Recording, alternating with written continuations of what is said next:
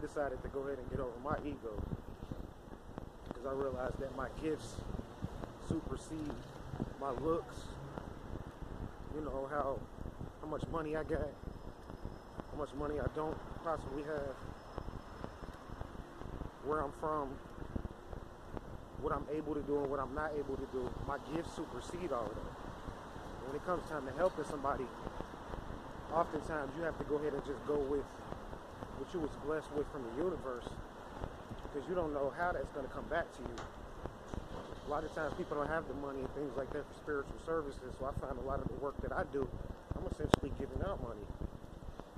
And people try to say that, you know, being a spiritual teacher and this and that, you shouldn't charge for services and things of that nature. And I get that. But at the same time, as a spiritual teacher, I'm giving out more than what I'm actually receiving, because I know what I'm capable of and what I'm able to do. If you're able to tell someone about somebody, you've ever met that person, you're giving them a pretty decent read, and you know you're telling the truth, that's definitely worth something.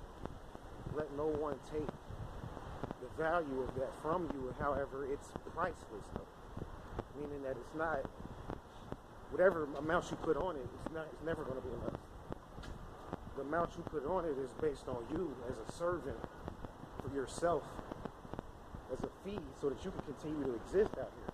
Because if you have a true gift, I'm going to tell you this, if you have a true gift, you are essentially being drained at all times and operating on a matrix on a slightly different paradigm because of the fact that you have this gift or this treasure that you have, and it's like a gift and a talent, and the matrix isn't really designed for people like us, people that may have these gifts and talents and spiritual people. So most of the time we just end up becoming drained and things of that nature. We're not able to really demonstrate what we was put here to do because the world and the matrix blocks us.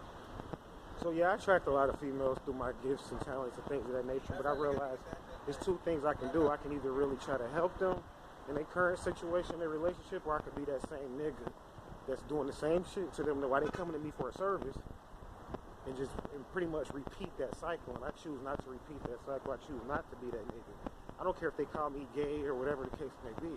I mean, I went through my rituals and proved to these women that I can use my sexual energy to get what I want and to manifest what I want, which I did.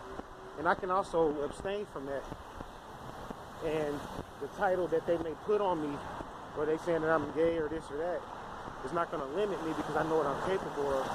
And just because you don't see me with a female and I choose to be single doesn't mean that I can't get one. It just means that A, they're not willing to adapt to the type of lifestyle that it's going to take for you to walk this type of path, or B, I just haven't met the exact right one for me yet. And that's what it comes down to. So me being a single astrologer, I'm willing to still put up a wager that even being single without being able to have that feminine energy, I can still attract more money in that mode, in a single mode. I can still attract more money than the average person that has a woman. You have a hole, meaning that you have a visa card. And you're supposed to be able to do and attract whatever you want with that visa card. I'm willing to bet that as a single man, this is not ego or nothing. This is just because of the fact that when you in this mode, see, people don't realize what I have to walk through. Like, I'm really more of like a masculine yang type of street energy dude. And I do astrology, and that's really my yin side because I benefit financially from my yin energy. Because I have Mars in Virgo, meaning that yin energy is what I benefit from as far as financially, but yang energy is actually what I'm more comfortable in on a day-to-day level. So I'm saying that to say that don't think because I'm an astrologer I'm soft and that I can't. And it's not this, it's not to prove this to you, but I'm saying I have to demonstrate that because astrology is more women in it. Just look at it. It's a science where it's more women in it. So of course, being one of the only males out here in it, and kind of popular, not so popular, kind of popular, and of course I'm gonna have to come slightly different. So this is my style. So when I do practice astrology, I come like that. So I'm saying I'm willing to put up a wager. I'm willing to put up a bet to pretty much say that even with my yin-based energy and me having to use my yin-based energy to attract through my financial situation and carrying myself as a single astrologer and not being able to promote sex and essentially just being able to promote myself and my services, that I'm still going to be able to help more people and heal more people and be more profitable than the average person out there that's talking all this stuff about what they can do, you know, sexually and this and that, but you talking about it. Who are you really helping? That's what I'm talking about. Are you just that same nigga that these females trying to get away from? And why they coming to people like me getting services and stuff like that to try to come and look for something new, a real spiritual service? Are you that same nigga promoting that same shit? That's what it's gonna come down to. So always on the go. About to go pick up some trees.